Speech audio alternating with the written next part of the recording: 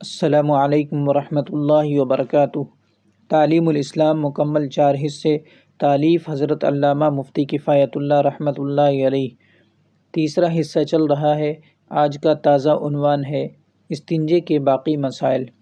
سوال: استنجے کی کون کون سی صورتیں مکروہ ہیں؟ جواب: نمبر 1، قبلہ کی طرف منہ یا پیٹھ کر کے استنجا کرنا۔ نمبر 2، ایسی جگہ استنجا کرنا کہ کسی شخص کی نظر استنجا کرنے والے کے سطر پر پڑتی ہو۔ سوال: پاخانہ یا پیشاب کرنے کی حالت میں کیا کیا باتیں مکروہ ہیں؟ جواب: قبلہ کی طرف منہ یا پیٹھ کر کے پاخانہ پیشاب کرنا۔ نمبر 2، کھڑے ہو کر پیشاب کرنا۔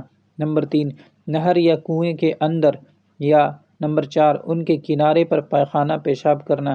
نمبر 5، مسجد کی دیوار کے پاس، یا نمبر 6، قبرستان میں پاخانہ پیشاب کرنا۔